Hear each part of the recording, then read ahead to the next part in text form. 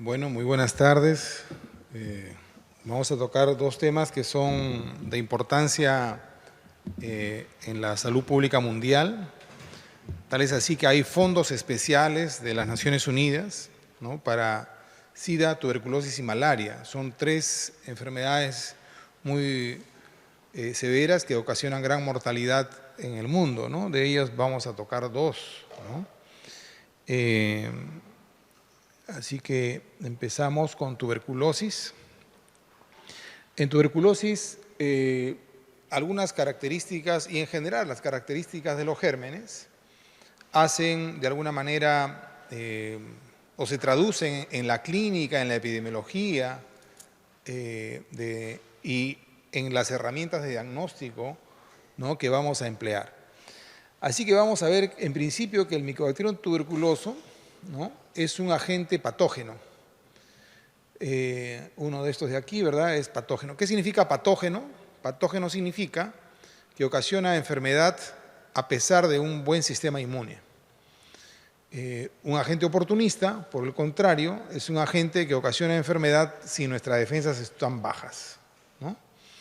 Entonces, a veces tenemos confusiones, nos preocupamos, pensamos que solamente si están las defensas bajas podemos hacer tuberculosis, y no es así.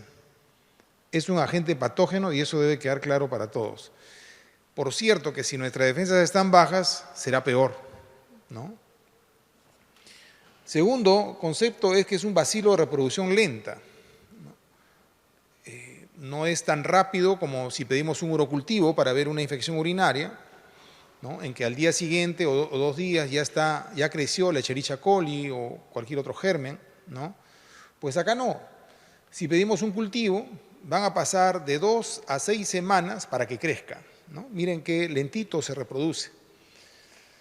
Y por reproducirse lento, entonces también si nos ingresa a nosotros, ¿no?, va a pasar un tiempo largo para presentar síntomas, ¿no?, porque se va reproduciendo lentamente, ¿no?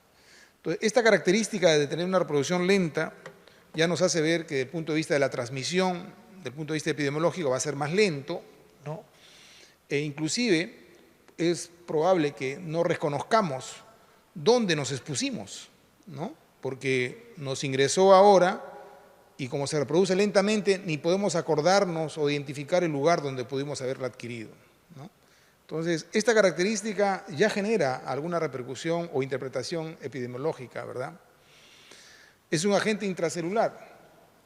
Intracelular significa que ingresa en algún momento a nosotros y el sistema inmune, con el afán de destruirlo, lo engloba, pero este agente inteligente, a su vez, lo utiliza para vivir, ¿no?, y se queda a vivir dentro de las células, de tal manera de que los agentes intracelulares son agentes infecciosos que se quedan a vivir con nosotros para toda nuestra vida, ¿no? Es así que el Mycobacterium tuberculoso nos puede ingresar en la infancia y ahí quedar quiescente y desarrollar la enfermedad cuando somos ancianos. O si hacemos VIH, porque nos bajan las defensas, este se reproduce, se activa y hacemos la enfermedad. Entonces, miren, esta característica de ser intracelular es que nos acompaña de por vida, ¿no?, que diferencia de otros agentes que solo ocasionan enfermedad si es que en ese momento progresan y después o se curan o enferman, pero no quedan de esa manera. Por lo tanto, la repercusión epidemiológica de la transmisión es lenta y las medidas de prevención y control que se puedan desarrollar en un país no se van a ver en sus efectos sino muchos años después, ¿no? El mismo desarrollo socioeconómico del país, que podría mejorar la situación en relación a la tuberculosis, no va a impactar de manera inmediata, sino van a ser muchos años después. Si dejamos de hacer cosas buenas, es decir, de controlar la tuberculosis o de hacer actividades de control de la tuberculosis, sus repercusiones se van a ver después. Y si las hacemos bien, tampoco se van a ver inmediatamente, sino se van a ver después, ¿no? Es, por lo tanto, un problema crónico de una lucha larga y donde todos ustedes, siendo jóvenes, van a convivir con ella y seguramente van a dejar de ser profesionales, es decir, se van a ir de este mundo, al igual que yo, y la tuberculosis va a seguir siendo problema en nuestro país.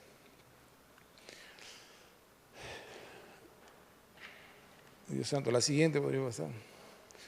Ahora, este hecho de que se queda a vivir con nosotros, mire, trae esta repercusión, ¿no? Que estos son algunos estudios, ¿no?, que se llevan a cabo en pacientes que terminaron un tratamiento de TB con 6 meses. El tratamiento de TB sabemos que dura 6 meses, ¿no? Entonces son personas que llevaron el tratamiento adecuadamente y hay un porcentaje que recae, ¿no? Esto sea VIH positivo o sea VIH negativo. O sea, VIH negativo, ¿quiénes son? Digamos los que, bueno, lógicamente no tienen infección por VIH, o sea, su estado inmunitario, digamos, es el promedio, ¿no? Y miren, llevando bien el tratamiento, ¿no?, hay un porcentaje que recae en las diferentes cohortes de tratamiento de diferentes partes del mundo, ¿no? Lo que significa, pues, que nosotros damos un tratamiento para tuberculosis, la persona llegó a los 6 meses, BK negativo, todos felices, curado, pero en realidad no, nunca se cura uno de tuberculosis, ¿no? El Mycobacterium tuberculoso queda a vivirse con nosotros por el resto de nuestra vida. Y si tenemos un déficit inmunitario posterior, este va a activarse. ¿Y por qué ocurre eso? Porque es un intracelular. Entonces siempre hay una tasa de recaídas, ¿no?, pequeñas en algunos casos o más grandes en otras, pero si hay un déficit inmunitario, ¿no?, como que tenga VIH, ¿no?, que acá lo vemos que estas cifras son mayores que las de acá, ¿no? O sea, si tratamos a un paciente con VIH, un paciente diabético, ¿no?, un paciente que tiene una colagenopatía, ¿no?, que está con corticoides, terminamos el tratamiento a los 6 meses, como es un intracelular, cabe la posibilidad que se reactive, ¿no?, más que si no tuviera estas condiciones, ¿no? ¿Y por qué? Porque es un intracelular. Un ejemplo de intracelular que uno podría decir, bueno, ¿y cómo se quedan ahí? Es que a lo mejor entre los jóvenes es fácil de reconocer, un herpes labial, ¿no? El herpes nos ingresó cuando fuimos niños, ¿no? Y después cuando somos adolescentes, estrés, estamos nerviosos, mucho calor, mucho trabajo y nos sale lo que a veces dicen que le mordió la araña por el labio, etc. Y es una reactivación herpética que surge 15 años después. ¿Por qué? Porque es un intracelular y el intracelular se queda a vivir con nosotros. Otro es el virus varicela zoster. De niños tenemos una varicela a los 5 años, 4 años, en el colegio, en el nido. Y después, a los 80 años, miren cuántos años después, ¿no?, a la persona le sale un herpes zóster, ¿no? Y no viene a ser más que la reactivación de ese virus varicela zoster que se presenta ahora 75 años después, ¿no? O sea, los intracelulares se quedan a vivir con nosotros. Y estamos sanos porque tenemos un sistema inmune competente que lo tiene ahí lo tiene. Y tenemos muchos intracelulares, como lo vamos a ver después, y que es lo que generalmente ocurre en el paciente con VIH. En el paciente con VIH, al disminuir la inmunidad, los intracelulares comienzan a salir y a producir la enfermedad.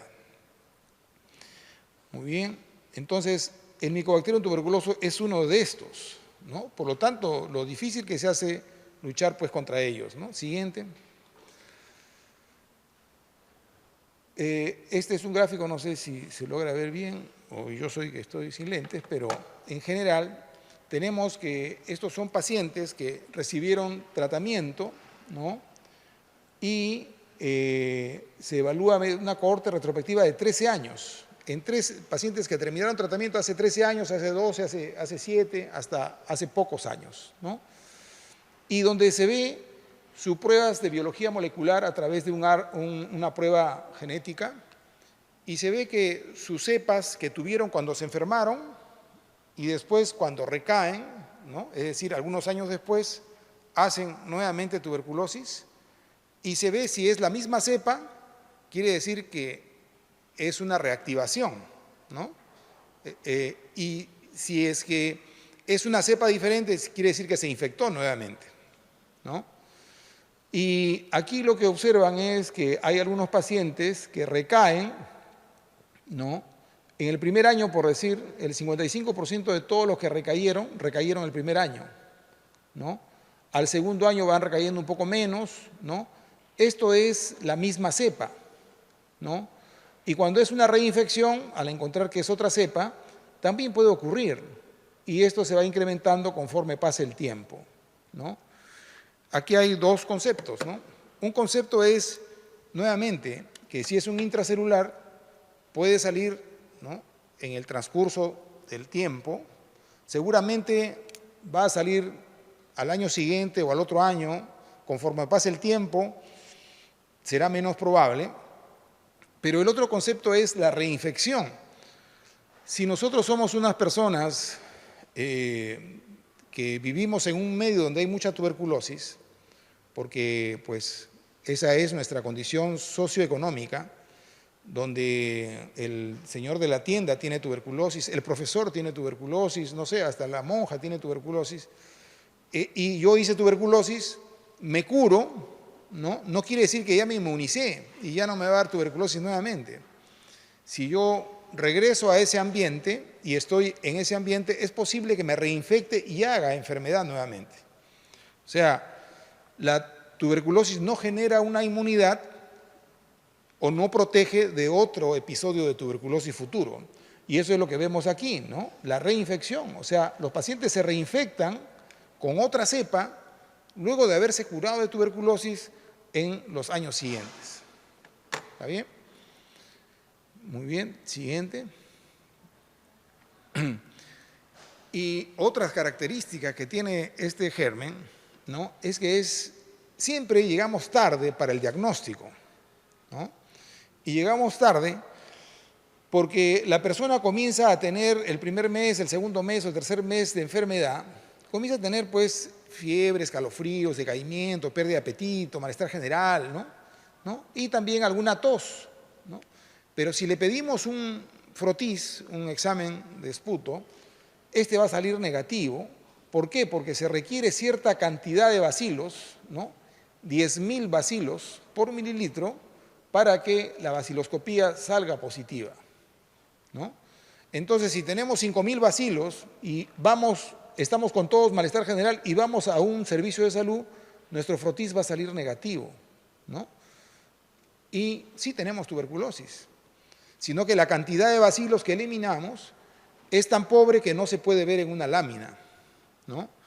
Entonces, si así estamos algunas semanas o meses y vivimos en nuestra comunidad y vamos a la universidad, vamos a la academia, vamos, no sé, a la iglesia, comenzamos a transmitirla y recién va a ser diagnosticada esta persona luego de haber transmitido. Es por eso lo difícil que es controlar la tuberculosis, porque no tenemos una prueba de diagnóstico tan precoz como que nos permita inmediatamente tratar, curarlo y que no transmita a otras personas, ¿no? Entonces, vamos viendo más en detalle este problema y es lo difícil. Entonces, hay muchas pruebas, ¿no? Miren, la prueba del frotis que hemos hablado, que es la baciloscopía, no tiene una sensibilidad entre 34 y 94%, es decir, en promedio un 50-60%, es decir, la baciloscopía solo diagnostica el 50% de las personas, se nos escapan otros 50%. Hay otras pruebas que son un poquito mejor, como este microscopio de fluorescencia, mejor si son cultivos, el Augustin-Jensen, el Millet o las pruebas moleculares. Miren, las pruebas moleculares llegan al 98%. ¿Por qué? Porque realmente pequeñas fracciones de DNA podemos captarla y a partir de ahí hacer el diagnóstico, ¿no? Entonces, esta es la forma como trabajamos en nuestros países en vías de desarrollo y esta es la forma como trabajan los países desarrollados, ¿no? Entonces, lógicamente, que ahí uno puede diagnosticar más temprano y la transmisión también va a ser menor. Bueno, y acá tenemos otro ejemplo, este fue un estudio hecho en nuestro hospital, ¿no?, donde también la baciloscopía diagnostica, ¿no?, entre el 40 al 50% de los casos. Si son 2 baciloscopías, sube un 10% más y nada más. En cambio, las otras pruebas ayudan a diagnosticar más. Las otras pruebas, ¿cuáles son? O las pruebas moleculares o las pruebas por cultivo. Pero las pruebas por cultivo, ya hemos dicho, es un bacilo de reproducción lenta. Y si es un bacilo de reproducción lenta, vamos a poder diagnosticarlo cuando crezca pues en ese cultivo. ¿Y cuánto tiempo se va a demorar? De 2 a 6 semanas. Entonces, llegó tarde también ese diagnóstico. Siguiente. Otro aspecto a reconocer dentro de lo que yo creo que está haciendo recordar solamente, ¿no?, lo que es TB, porque tuberculosis, desde las primeras clases en la facultad nos enseñan tuberculosis, ¿no? En realidad todo peruano es un experto en tuberculosis. Entonces, trato de tocar algunos puntos importantes dentro de estos conceptos fisiopatológicos que se refieren, ¿no? La cavidad, ¿no? ¿Ven? La cavidad que se forma en el pulmón, en principio representa un estado inmune bueno, ¿no? Porque para formarse una cavidad se necesita, ¿no?, primero que haya linfocitos. Bueno, en principio llega el Mycobacterium a esa parte del pulmón. Usualmente la parte apical del pulmón llega el Mycobacterium. Entonces, el sistema linfático, los linfocitos van a su alcance, le dicen hasta aquí nomás, y buscan pelear contra el Mycobacterium. El Mycobacterium está reproduciéndose también. Entonces, es una batalla, ¿no? La enfermedad infecciosa es eso, es una batalla entre los agentes infecciosos y la respuesta inmune, ¿no? Entonces, comienza a darse esa lucha y para eso, ¿no?, el linfocito genera una respuesta de hipersensibilidad tipo 4, si ustedes se recuerdan en respuestas de hipersensibilidad que hay en el sistema inmune. Esta genera una necrosis y es una necrosis, como la ven, que es una necrosis gaseosa, es decir, se licuefacta, o sea, la buena respuesta que genera el linfocito, ¿no?, va a generar esta necrosis que va a licuefactar al pulmón. O sea, mata al Mycobacterium, pero también se lleva un pedacito de pulmón, ¿no?, destruye la zona. Ahora, como es ahora un tejido de pulmón medio aguado y tenemos ductos hacia el exterior, ¿no?, que son los bronquios, se abre a uno de esos bronquios y sale hacia afuera. ¿Y qué quedó? La cavidad. Y ahí está la cavidad, ¿no? Es la respuesta inmune la que favorece esta formación de cavidades, ¿no? Una buena respuesta inmune. Entonces, bueno, podría ser contradictorio, ¿no? Tengo una tuberculosis, pero no tengo cavidad, o sea, estoy contento, dice, ¿no? Pero si tengo la cavidad también me pongo triste. Pero, bueno, ¿qué será mejor, tener o no una cavidad? Bueno, la situación es que si tengo una cavidad, solo me dice que tengo buen sistema inmune, pero ya tengo una limitante, porque alrededor de esa cavidad se va formando, habrán tenido una clase de inflamación a lo mejor, donde los fibroblastos comienzan a formarse en la parte periférica. Y los fibroblastos impiden que los antibióticos puedan llegar con facilidad a esa parte del tejido fibroso. Entonces, para eso, uno puede seguir viendo, ¿no? Siguiente. Bueno, no sé si igualmente ven, me pongo de nuevo, ¿no? Pero la situación acá está en que cuando una persona, ¿no?, tiene cavidad, ¿no?, estos son riesgos de recaída, ¿no?, o fracaso al tratamiento, son mayores. Cuando se tiene cavidad, mire, el 20%, ¿no?, recae o fracasa versus el 5%, ¿no? Miren la diferencia cuando tienen un cultivo positivo al final del segundo mes, ¿no? Entonces, ahora, en este otro de acá, ¿no?, bueno, es prácticamente igual. Cuando hay cavidad, el riesgo de recaída es mayor, ¿no? Y es mayor aparentemente porque el antibiótico no es tan eficiente en su llegada, ¿no? Entonces, por un lado es bueno, tengo una buena respuesta inmune, pero por otro lado tengo ese riesgo de que a lo mejor no me pueda curar tan bien, ¿no? Siguiente. Aquí es otro, ¿no? Cuando se da un tratamiento diariamente, cuando se da 2 veces por semana o cuando se da 3 veces por semana. Miren, cuando se da diariamente, los resultados son mejores, ¿no?, que si se dan 2 veces por semana o que si se dan 3 veces por semana, ¿no? Pero cuando hay una cavidad, ¿no? Y puede que se tenga el cultivo positivo al segundo mes, ¿no?, el riesgo, o sea, la respuesta está dada por recaída o fracaso, empeora, ¿no? En un 6%, 15% o 14%, ¿no? Es mucho mayor que esto. Y puede tener o no el cultivo positivo al segundo mes, ¿no? De cualquier manera, es mucho mayor estos dos que estos dos de acá. Estos dos de acá que tienen en común que la cavidad es negativa, ¿no? O sea, cuando no hay cavidad, la respuesta al tratamiento es mejor que cuando hay cavidades, ¿no? Entonces, a partir de ahora, es importante que se entienda que la cavidad es producto de una buena respuesta inmune, pero como contraparte tenemos que nuestro antibiótico a lo mejor tiene dificultades, ¿no? No quiere decir que va a ser un mal pronóstico, ¿no?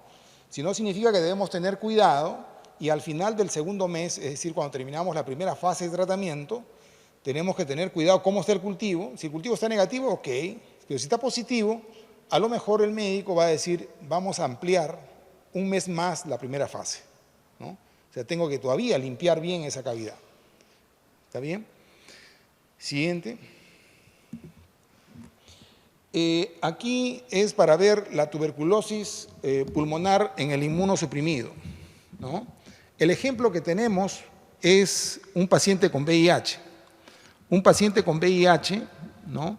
Es un paciente que tiene en promedio 1000 linfocitos, como ven ahí en la barra a la izquierda, ¿no? Entre 500 a 1000, ese paciente con VIH tiene ese número de linfocitos. Pero conforme progresa la infección, ¿no? En el tiempo va cayendo el número de linfocitos hasta que se llega debajo de 200 y la persona está en un estadio SIDA. Entonces la pregunta es, ¿en qué momento el paciente con VIH desarrolla tuberculosis? Entonces, nosotros podríamos decir, pues bueno, cuando tiene SIDA, pues, ¿no? Sí, es cierto, pero también puede desarrollar TB cuando no está en SIDA, sino cuando está en infección.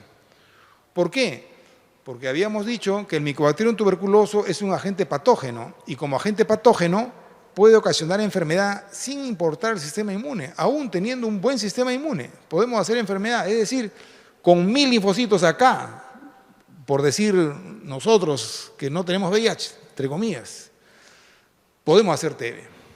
Ahora, un paciente con VIH que ya está por acá, aún sin estar en SIDA, tiene más riesgo de hacer tuberculosis. Y por supuesto que si está en SIDA, será mayor, ¿no? Entonces, eso es que estando en un medio como es nuestro país, donde la tuberculosis es muy prevalente, en cualquiera, que somos todos susceptibles, el paciente con VIH pues tendrá más riesgo de hacer tuberculosis que cualquier otra persona, ¿no? Porque vive en un medio donde la tuberculosis es frecuente. Bueno, entonces podemos ver dos formas. Una tuberculosis, como mencionamos antes, con cavidades, ¿no? En los ápices usualmente. Esta forma clínica la desarrolla las personas que están en esta área. Las personas que tienen más de 200 células CD4 y tienen VIH tienden a desarrollar una TB parecida a la de inmunocompetente, es decir, por buenas defensas desarrollan cavidades, ¿no? Porque hay linfocitos que llegan y pelean y producen la hipersensibilidad tipo 4. Pero cuando se está en este nivel de acá, los linfocitos que salen a pelear con el Mycobacterium tuberculoso son 2 o 3 a las justas que llegan a pelearse con los Mycobacterium que no generan ningún tipo de destrucción de tejido. Entonces, estos pacientes no tienen cavidades, tienen infiltrados y preferentemente basales o bilaterales, ¿no? Pero no hacen cavidades. Entonces, este es un dato importante porque este dato se va a repetir, ¿no? Esta es la TB del inmunosuprimido, ¿no? Una TB sin cavidades, usualmente iliobasales, usualmente infiltrados. Y esto se va a dar en el niño, que también es un inmunosuprimido, se va a dar en la gestante, se va a dar en el diabético, en el anciano, ¿no? No solo en el VIH, sino que por eso debemos reconocerla. A veces cuando nos hablan de TB, nos hablan usualmente de la TB de este tipo, ¿no? Pero la TB puede ser de cualquier forma y en general no forma cavidades cuando no hay buenas defensas, ¿no? Siguiente. Ahora, la tuberculosis es una enfermedad sistémica. Usualmente la clase la da el neumólogo, ¿no? Porque todos dicen que la tuberculosis es una enfermedad pulmonar, pero no. La tuberculosis es una enfermedad sistémica que afecta preferentemente el pulmón, pero no quiere decir que el Mycobacterium solo está ahí, el Mycobacterium está dándose vuelta por todo el cuerpo. El Mycobacterium es la primera causa de infertilidad en la mujer, ¿no? Porque afecta a las trompas. Tuberculosis puede dar en el ojo, puede dar en el hueso, puede dar en el riñón, en el hígado, donde ustedes piensan, ahí da, ¿no? Sino que afecta más al pulmón. Entonces, pero como nosotros somos o médicos o profesionales de la salud, tenemos que reconocer que la TB está en cualquier parte. ¿Y cómo la diagnosticamos? ¿No? Entonces, es posible que tengamos ganglios, ¿no? Y eso es una TB ganglionar, ¿no? Entonces, ¿qué vamos a hacer para diagnosticar? Así que tosa, va a salir negativo porque él no tiene en el pulmón, ¿no? O sea, no hay nada en el pulmón, ¿qué va a salir? Entonces, lo que tengo es que sacar ese ganglio o punzarlo, ¿no? Tiene una TBC en el riñón, una biopsia del riñón, ¿no? En la piel, de la piel, del hueso, de la pleura igualmente, del líquido cefalorraquídeo, puede ser una TB meningia, ¿no? Entonces punzo y busco ahí interpretar lo que saco, ¿no? Porque del BK en esputo no va a salir nada, ¿no? Entonces, ¿qué cosa voy a encontrar? Aquí es un poco al revés. Si este es un paciente que tiene buenas defensas y si este es un paciente que tiene en estadio SIDA o malas defensas. Si tiene buenas defensas, ahí, ¿qué significa? Que llega el bacilo, pero hay una gran respuesta inflamatoria. Hay una gran respuesta inflamatoria porque hay linfocitos que salen a pelear. Entonces, si uno hace una biopsia de tejido, va a encontrar presencia de granulomas, ¿no? Que es una formación que hacen los macrófagos y los linfocitos para limitar su expansión del Mycobacterium, ¿no? Y ahí está. Entonces, si tiene granulomas, el patólogo dice, bueno, es posible que tenga TB. Entonces, hace una coloración de Ziel-Nielsen para ver el Mycobacterium tuberculoso. El problema es cuando las defensas están muy bajas. El Mycobacterium tuberculoso llega y la respuesta inflamatoria que aparece es muy pobre. Entonces, no puede limitarlo. Entonces, por lo tanto, hay bastantes bacilos, ¿no? Pero si hacen la tinción de hematocilina y eosina, que siempre hacen los patólogos, van a encontrar un granulomita o nada. Y si no encuentran granulomas, dicen, esto no es tuberculosis. Y mentira, ¿no? Lo que pasa es que no se pueden formar los granulomas, porque no hay inmunidad que permita formarlos, ¿no? Entonces, ¿qué tengo que hacer acá? Es hacer una coloración de Ziel-Nielsen para encontrar los bacilos, ya que muy probablemente no haya macrófagos. O sea, estamos entendiendo una fisiopatología desde el punto de vista clínico, ¿no? En cómo interpretamos los resultados del laboratorio, ¿no? Entonces, en todo paciente inmunosuprimido, ¿qué debo hacer para diagnosticar tuberculosis? Siempre debo hacer un Ziel-Nielsen de esa biopsia, ¿no? Y si es un inmunocompetente, pues seguramente que el encontrar granulomas en hematocilina y eosina va a ser muy sugestivo para hacer el diagnóstico. Pero sea como fuere, siempre debemos cultivar, ¿no? Esa es una práctica que en realidad a veces nos enseñan muy poco porque el curso de patología es uno, el curso de microbiología es otro, ¿no? Y cuando nos enseñan clínica, nos enseñan a examinar, ¿no? Pero para hacer un diagnóstico nos tenemos que ayudar de todo, del examen clínico, del examen microbiológico, del examen anatomopatológico.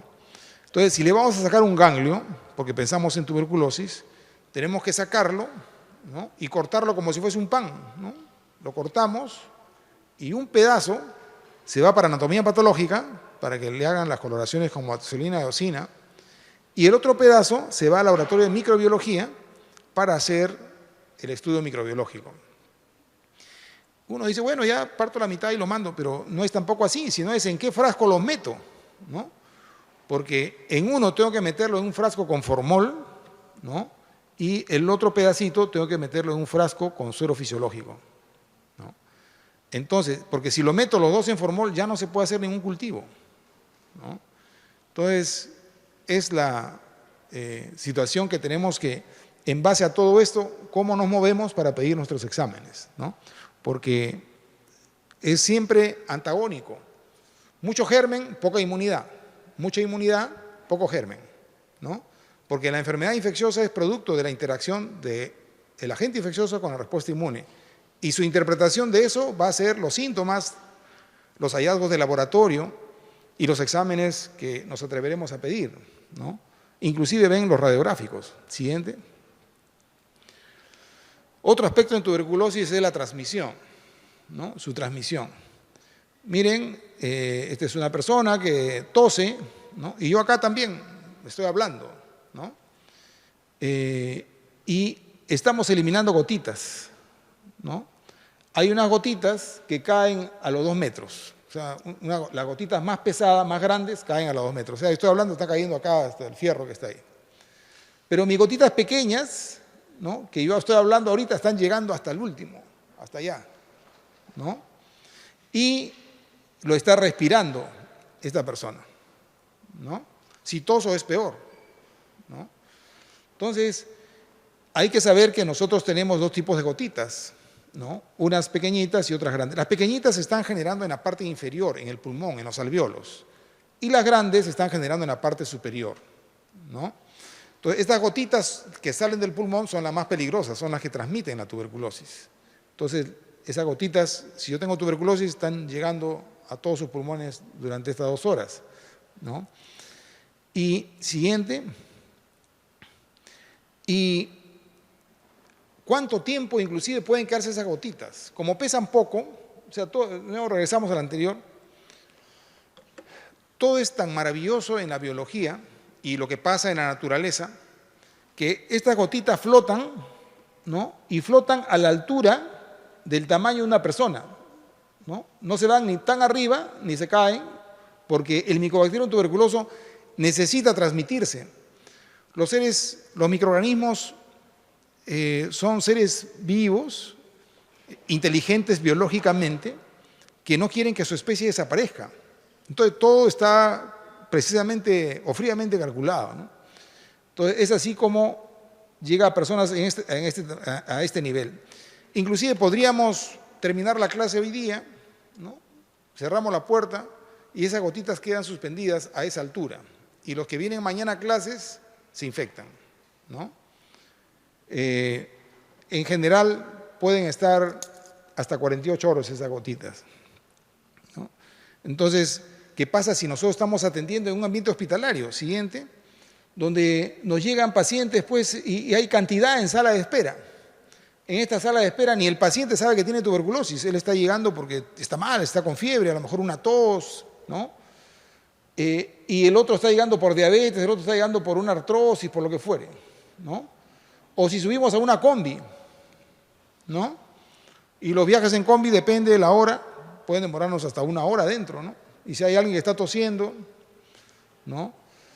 En ambientes como en prisiones o si vivimos muy hacinados en una comunidad determinada, ¿no? Donde a través de camarotes compartimos nuestras vidas con nuestra familia, ¿no?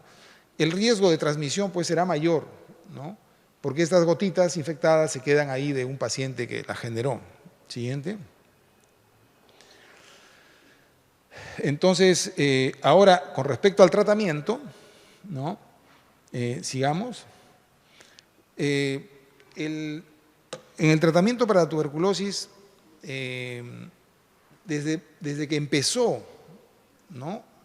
Desde que comenzó la primera droga para tuberculosis, que fue la estreptomicina, se encontró que la resistencia existía, ¿no? O sea, la resistencia contra tuberculosis no es un fenómeno reciente, es un fenómeno tan antiguo como cuando apareció el primer antibiótico, ¿no? Por los años 46. Siguiente. Y luego se ha ido generando algunos otros aspectos. A ver, siguiente. Creo que vamos a regresar. Regresamos. Acá quiero explicarles que nosotros sabemos que no damos un medicamento para TB, ¿no? O sea, damos 4 medicamentos para TB. O sea, ¿por qué damos 4 y no damos 1? ¿No? Bueno, cuando apareció este antibiótico, se comenzó a dar a los pacientes que tenían tuberculosis y los pacientes mejoraban, ¿no? La primera semana mejor, segunda mejor, tercera mejor, cuarta, ya algunos comenzaban a esa mejoría evanecerse. Quinta semana, a las 10 semanas, el 90% seguía enfermo, ¿no? Y entonces aparentemente no funcionaba, ¿no? Entonces digo, este medicamento no funciona. Entonces aparece otro, aparece el PAS, ¿no? Y se comienza a dar igualmente, es efectivo al principio, la primera semana, segunda semana, tercera semana, y después ya no funciona. Y después aparece la isoniazida, igualmente, ¿no? Entonces, por ahí un loco, ¿no?, que siempre los hay, para suerte, él dice, ¿qué pasa si las combino?, ¿no? Y así trato a los pacientes. Y él las combinó. Y comenzó a tratar a los pacientes y pasó la primera semana, la segunda semana, tercera semana, cuarta semana, quinta, y comenzó a curarse la gente. Desde esa época realmente surgió el tratamiento de la tuberculosis. El tratamiento de la tuberculosis siempre surgió de una manera combinada, o sea, nunca como monoterapia, sino como terapia combinada. Y cuál después se demostró que fue la base del por qué se daban 3 medicamentos juntos, era, digamos, el ejemplo es, si ingresara acá un maniático de los que a veces aparecen con pistola, digamos, y, no sé, tiene cólera a los que usan lentes, ¿no? Entonces, o a los que no usan, puede ser, ¿no? Bueno, que sean a los que no usan lentes, porque él es un loco que tiene lentes, ¿no? Entra y mata a todos los que no tienen lentes. Entonces, ¿quiénes quedan? Los que tienen lentes. Y después, ¿quiénes se van a casar? Se casan entre ellos, pues, nada más. Entonces van a hacer su hijito con lentes, ¿no? Y toda la generación que viene, todos tienen lentes, ¿no? Entonces, aquí es igual. La resistencia a estos microorganismos es resistencia cromosómica, ¿no?, que es innata, ¿no? Entonces, de toda la población de micobacterios, hay una población que era naturalmente resistente a streptomicina. Entonces, si se da streptomicina, mueren todos los que son sensibles a la streptomicina y se quedan los que son resistentes. Y en el transcurso de la segunda, tercera, cuarta semana, ahora estos se han reproducido y la enfermedad está a expensas de todos los resistentes, ¿no? Entonces, como digo, desde que se comenzó a usar la primera droga, se demostró que había resistencia. Entonces, el combinar, ¿qué hace? El combinar hace de que, digamos, encima de que tiene lentes, es chato, digamos, ¿no? Entonces, viene y mata a todos los grandes, ¿no? Entonces ya el grado de dificultad es mayor, ¿no? Es con lentes y chato, ¿no? Entonces ya comienzan a ver menos y pudiera ser otra situación. Entonces, cuando se combinan 3 o 4 medicamentos, ya es imposible que haya población bacteriana que tenga todas esas capacidades de poder sobrevivir y por lo tanto todos mueren, ¿no? Entonces, ese es el ejemplo por lo cual desde el principio hay resistencia. Y segundo, ¿por qué utilizamos combinación de drogas para tratar tuberculosis? Bueno, y así se hizo, ¿no? Siguiente. Sin embargo, a pesar de saber eso, a pesar de dar el tratamiento de los años 60 y después de los años 90 ya con la rifampicina, que fue la mejor droga, ahora estamos en el mundo con tuberculosis multidrogo resistente, ¿no? ¿Y qué se le llama tuberculosis multidrogo resistente? Aquella que es resistente a rifampicina y isoniazida a la vez, ¿no? Y estos son los medicamentos más importantes de primera línea. Es decir, si se pierden estos dos, se pierden prácticamente todos. Entonces, cuando eso sucede, pues entonces le damos el tratamiento normal y no funciona. No funciona porque le damos solamente 2 drogas, ¿no? O usualmente piracinamida y tambutol, porque le faltan las otras 2. Entonces, rápido fracasa el tratamiento. Entonces, lo que se combinó cuando esto ocurrió fue conseguir medicamentos de segunda línea para tratar a estos pacientes resistentes. Bueno, se les da droga de segunda línea a estos pacientes y después surge la tuberculosis XDR. Y se llama tuberculosis XDR cuando los pacientes son resistentes a rifampicina y isoniazida, que vienen, es decir, son MDR, más son resistentes a una quinolona o a un inyectable. ¿Y por qué? Porque estas son las mejores drogas de segunda línea, ¿no? Entonces, si la persona tiene resistencia a rifampicina y isoniazida más una quinolona y un inyectable, prácticamente es un extremadamente resistente, porque estas drogas de acá casi no tienen fuerza, ¿no? Ese es el panorama que existe actualmente en el mundo. Siguiente. Y tenemos que el mundo, si lo pintamos, miren, las cepas XDR, ¿no? Hasta el año 2013 está pintado casi todo el mundo. Y algunos lugares no están pintados porque no hacen las pruebas, ¿no?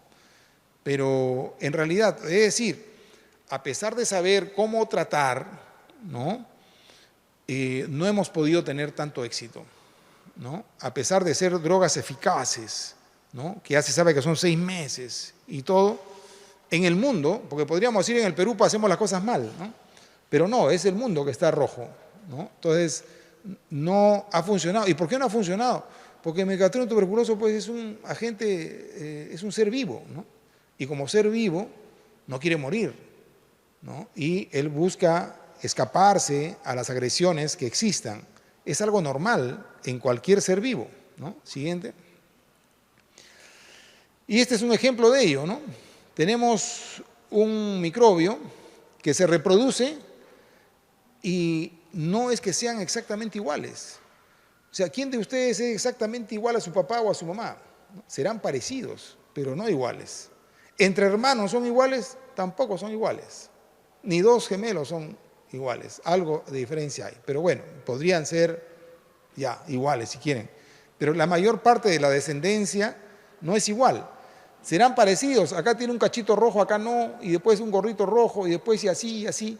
Entonces, en la replicación bacteriana o microbiana en general, eso es mucho más grande, porque son miles de miles que se reproducen en minutos, ¿no? Bueno, acá en Tebe son en horas, ¿no? Pero de todas maneras. Entonces, esto es algo natural de las especies. O sea, a nosotros nos gustaría, ¿no? A veces, no sé, depende de las personas, como pensaban los alemanes, que todos deberían ser de un mismo tipo, ¿no? O sea, todos altos, ojos azules, fortachones, bueno, etcétera, ¿no? Y eso piensa que es lo bueno. En realidad, lo bueno del mundo es que seamos diferentes en todos los aspectos, ¿no? ¿Por qué? Al ser cada uno diferente, tenemos la capacidad de reaccionar de una manera diferente frente a una agresión. Y si llega una agresión, alguien se salvará, porque tiene la particularidad de reaccionar justo para escaparse a esa agresión. Y por lo tanto la especie sigue sobreviviendo, ¿no? Esa es una base innata de la especie viva o de la vida, ¿no? El que seamos diferentes es una bendición. Entonces, aquí, estos microbios al final, todos son diferentes del principio, ¿no? ¿Y qué pasa si viene una agresión externa? Una radiación, puede ser una sequía, puede ser, no sé, mucho frío, se congelan, entonces comienzan a morir muchos. Pero hay algunos que van a sobrevivir. Y ese que sobrevive genera todo nuevamente. Y esa es la vida, ¿no? Entonces, la resistencia se da cuando nosotros agredimos, teóricamente con antibióticos o antimicrobianos, vamos a matar muchos, pero algunos se salvarán. Y ese alguno que se salva genera todo el problema nuevamente. Entonces, nos quejamos de la resistencia, sin embargo, es quejarnos de la propia vida. Nosotros somos producto de la resistencia. Entonces, en realidad, controlar las enfermedades a través de antibióticos es difícil. Lo que tenemos es que cambiar el entorno de tal manera de que no se posibilite la transmisión. Siguiente. A veces pongo un ejemplo ahí en otro curso, es digamos que haya un alto, ¿no? Y hay una emergencia, el alto busca trepar el techo, ¿no? La pared y se escapa, ¿no? Entonces dice, bueno, lo ideal es ser alto, ¿no? Pero puede ser que pues sea demasiado alto, ya no pueda salir, pero hay un huequito, ¿no? Por algún sitio, y el pequeñito se escapó por ahí, ¿no? Entonces, ¿qué cosa es mejor, ser alto o ser pequeñito, ¿no? Todo depende de las circunstancias o depende de la agresión que exista. Entonces, todos somos sumamente valiosos en todas nuestras habilidades. no solo físicas, sino psicológicas. Hay alguno que es agresivo y el otro que es muy temeroso. ¿Cuál es lo mejor? Todo es bueno, depende de las circunstancias, ¿no? Porque a lo mejor por ser agresivo y pelearse con el que viene con la ametralladora, lo matan pues al toque. En cambio, el que se escondió el último carpeta atrás, ¿no?, que era un cobarde, teóricamente, él va a salvar la especie, ¿no? Entonces, ¿qué cosa es lo mejor? Todo es así. Y el sistema inmune de cada uno de nosotros también es diferente. Por eso que somos susceptibles para algunas infecciones y otras no. De tal manera, frente a determinadas plagas, algunos se salvarán y otros no. Bueno, y esta es la tuberculosis, lo que ocurrió en nuestro país, ¿no?, que comenzamos a jugar con ellas, a matarlos, ¿no? Y esta era la cantidad de TB, comenzó a bajar, ¿no?, porque estábamos dando buen tratamiento y comenzaron a ver las tuberculosis multirogo-resistentes. Entonces comenzamos a atacarlas a estas y comenzaron a ver las extremadamente resistentes. Lo que esto de aquí es lo lógico que tenía que aparecer porque estamos luchando contra seres vivos que no quieren irse, ¿no? Siguiente. Y bueno, esta es una de las bases de la resistencia, ¿no?, que dentro de una población de micobacterias hay una que otra que son resistentes a isoniazida, ¿no?, o son resistentes a rifampicina, ¿no? Todo depende, es frente a qué número de población bacteriana existe una potencial cepa resistente a una de ellas, ¿no? Entonces, para que una cepa cualquiera sea resistente, digamos, a 2 a la vez, estos exponentes tienen que multiplicarse, ¿no?, o perdón, sumarse. Lo que significa que va a haber mucho menos posibilidades de que esa población exista, ¿no? Siguiente. Bueno, acá hay un ejemplo, ¿no? O sea, tratamos con isoniazida, mueren todas, ¿no?, pero quedan las isoniazidas sensibles, ¿no? Entonces, todas son isoniazidas, pero hay una isoniazida resistente también a rifampicina. Entonces, estoy tratando bien, mueren las isoniazidas, muere la rifampicina, pero esta que es resistente a las 2 a la vez se va a salvar. Y así se van a salvar, ¿no? Siguiente. Ahora, la probabilidad de la resistencia en diferentes gérmenes hay fórmulas, ¿no? Y para TB también hay su fórmula, pero en general, lo único, ya hemos visto que la monoterapia no sirve, ¿no?, porque hay la probabilidad del 100% de resistencia en el transcurso de los días, porque hay una población que es naturalmente resistente, pero también interviene el número de bacterias, ¿no? Entonces, si yo tengo, pongamos acá, yo doy 2 drogas, ¿no? La tasa de resistencia es la misma, ¿no?, pero acá es 10 a la, ¿qué? 10 a la 5, ¿cómo se ve? 10 a la 8, ¿no? Ok, y acá es 10 a la 10, ¿no? Acá hay más bacterias. Entonces, cuando yo doy 2 drogas y hay pocas bacterias, la probabilidad de resistencia es poca. Pero cuando se aumenta la población bacteriana, ¿no?, esta probabilidad de resistencia también se incrementa, ¿no? De 0.01 pasó a 1, ¿no? ¿Y esto por qué? Porque ahí uno puede decir, bueno, yo doy un mismo esquema de tratamiento a todos, ¿no?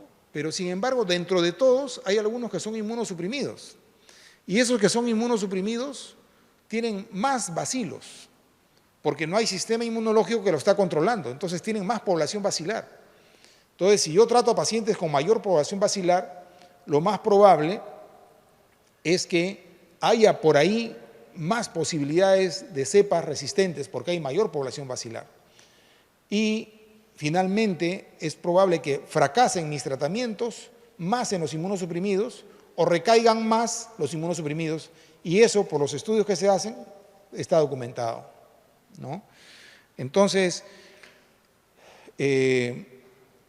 un paciente inmunosuprimido al tener más carga bacilar tenemos que tratarlo entre comillas igual, pero vigilarlo de manera especial para ver si se retrasa su negativización o hay una localización anormal, digamos, o otro órgano comprometido. A lo mejor tenemos que prolongar la terapia. Siguiente. Bueno, esto más o menos es igual, ¿no?, que lo que hemos mencionado antes. Entonces, no basta pues que tengo mi germen que es sensible y mi droga que le achunta, ¿no?, o sea, que justo cae contra estos, sino toda la situación inmunológica de la persona, ¿no?, absorción de medicamentos, etc. Entonces, ocurre que, digamos, cuando hay una inmunidad inadecuada, ¿no?, hay mayor carga de bacilos y mayor riesgo de mutación, mayor riesgo de resistencia múltiple, lo que acabamos de decir. Pero también anteriormente había dicho si hay cavernas, ¿no? Si hay cavernas, ¿no?, nosotros le damos el antibiótico y como no llega bien, pero no llega bien, no un antibiótico, estoy dando 4 antibióticos. Y hay algunos antibióticos que penetran más y otros que penetran menos. Entonces, finalmente, a esa cavidad a lo mejor están llegando un antibiótico solamente al centro de la caverna. Entonces, ¿qué estoy haciendo? Es monoterapia. Y si estoy haciendo monoterapia, a lo mejor estoy favoreciendo que se genere resistencia. Entonces, son tantos procesos que se dan dentro de la biología del ser humano que no es que doy este tratamiento porque es sensible, lo cumple 6 meses y se curó, ¿no? Es muy probable, pero tengo que vigilar a mi paciente para ver que eso realmente sea, porque si no, tengo que ver qué mecanismos tomo para que finalmente mi tratamiento sea exitoso. Siguiente. Ahora, mucho peor va a ser pues, si no toma la persona, ¿no? Si no acude, si abandona, ya no hay nada que hacer, ¿no? Ya de eso no hablamos porque se supone que debe cumplirse. Estas son las drogas antituberculosas que existen, ¿no? Hay varios grupos, ¿no? Lo paradójico de las drogas antituberculosas son que las más antiguas, que son las de primera línea, son las mejores. Conforme bajamos, son menos eficaces. En contraposición con otros gérmenes, ¿no? Los antibióticos que han aparecido después son más eficaces que los primeros. En TB no hemos podido, ¿no? Entonces, si perdemos los primeros, después nuestra tasa de éxito del tratamiento disminuye considerablemente. Siguiente. Bueno, hay varios microorganismos, perdón, este es el Mycobacterium tuberculosis, hay varios blancos donde se actúan ahora contra la tuberculosis, ¿no? Y eso se va comprendiendo cada vez más. Ahora hay nuevas drogas, ¿no?, como linezolid o delamanid, que parecieran ser tan eficaces como la rifampicina, ¿no? Bueno, esperemos que siga eso apareciendo. Siguiente. Bueno, la actividad también de las drogas, como hemos dicho, ¿no?, algunas actúan, ¿no?, cuando se dividen rápidamente los gérmenes y otras cuando se dividen lentamente, ¿no?, y otros en estados latentes. Siguiente. Entonces, cuando una persona está enferma, tiene una población extracelular bien grande y una población intracelular más pequeña, ¿no? Y cuando tratamos los primeros 2 meses, en realidad los 2 primeros meses es para tratar esta población grande, ¿no? Por eso damos 4 drogas, ¿no? Y si es que no somos eficientes, se produce un fracaso. Y para la población intracelular, que es más pequeña, en realidad hemos comenzado a darle desde el principio las drogas, pero continuamos a lo largo del tiempo, ¿no?, porque uno debe evitar las recaídas. En general, los 2 primeros meses son para curar al paciente y los otros 4 meses en realidad es completar un poco la curación del paciente, pero más es evitar la recaída en el futuro. Esa es la razón de las 2 fases. Siguiente. Bueno, eso es lo mismo. Siguiente. Bueno, ahí ya hemos visto. Por eso que en la segunda fase nosotros damos isoniazid y rifampicina. Esta segunda fase es para evitar recaídas en general. La primera fase es fundamentalmente para buscar curar al paciente en esta oportunidad. Siguiente. Muy bien, no sé si a lo mejor quieren preguntar algo en tuberculosis. Sí. Bueno, una TBC miliar es usualmente cuando se abre una gran colección de Mycobacterium a un vaso sanguíneo. Esto ocurre usualmente a nivel mediastinal, un ganglio paratraqueal, ¿no? O en mediastino, un ganglio con Mycobacterium tuberculosis, orada parcialmente un gran vaso, ¿no? Usualmente puede ser la aorta, puede ser la subclavia, la orada y por un huequito, ¡puc!, como si le hubiera metido una inyección de Mycobacterium. Entonces, el Mycobacterium ¡fum!, sale disparado a todo el cuerpo y salpicado, ¿no? Y esa es la TB miliar, ¿no? Y uno lo puede ver en una placa, ¿no? A través de que hay puntitos casi todo del mismo tamaño, porque todo ocurrió en un momento, ¿no? Y de arriba abajo, todo completito, ¿no?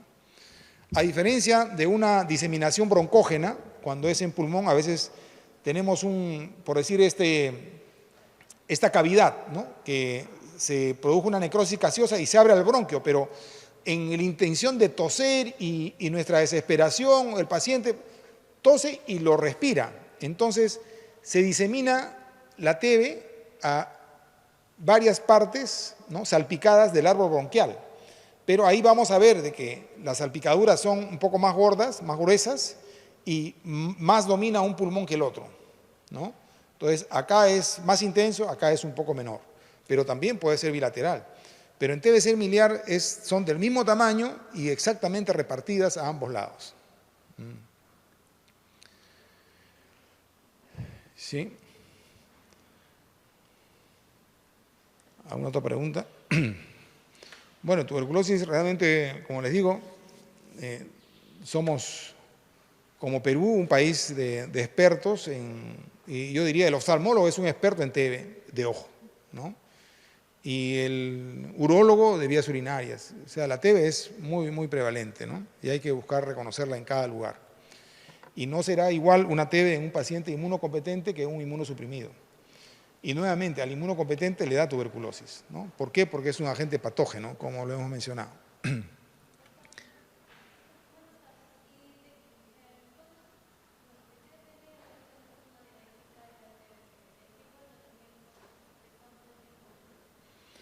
Claro, bueno, la persona diabética es una persona inmunosuprimida, ¿no? Entonces, por ser inmunosuprimida, es más susceptible a que una primo-infección se transforma en una enfermedad activa, o sea, siga progresando a una enfermedad activa porque el sistema inmune no logra controlarla, o es propensa a que un foco antiguo de TB en la infancia ahora se reactive, ¿no? Eso mismo pasa en el paciente con VIH, pero el paciente con VIH es mucho peor, ¿no? El paciente con diabetes es menos intenso, pero se da lo mismo, ¿no? Ahora, igualmente, ¿no? Un paciente con diabetes tiene más probabilidad de recaer, o sea, que el tratamiento sea realmente efectivo, al igual que si uno le da a un inmunocompetente, o sea, tiene más posibilidades de recaer. Y hay que también, bueno, cuando uno trata a un paciente diabético tiene que ver tanto la fidelidad del tratamiento TB como la fidelidad en el cumplimiento de su tratamiento para la diabetes, ¿no? Si uno no controla la diabetes, se hace difícil controlarla, en este caso, al Mycobacterium, ¿no? Entonces, en la actualidad, en países donde la diabetes se ha incrementado de manera importante, y hay regiones en el país donde es así también, ¿no? La TB está comenzando a incrementarse a expensas de mayor población diabética. Entonces, es otro factor que genera limitaciones en el control de la tuberculosis, ¿no? En nuestro medio, la diabetes no es tan alta como en otros países vecinos, pero no deja de ser importante, ¿no? Se está preocupando cada vez más en el Perú en ver esto de diabetes. Inclusive en algunos países recomiendan dar profilaxia a los diabéticos, ¿no? Es diabético y vive en un medio donde hay tuberculosis, entonces le dan profilaxia con isoniazida, ¿no? O qué pasa si en una familia, ¿no?, hay un diabético y hay un paciente con tuberculosis, a ese paciente diabético habría que darle profilaxia con isoniazida mientras recibe tratamiento del familiar, ¿no? Entonces son particularidades de todas maneras que cada vez se tienen más en cuenta porque es una persona inmunosuprimida con mayor riesgo de enfermar. No sé si eso quería o...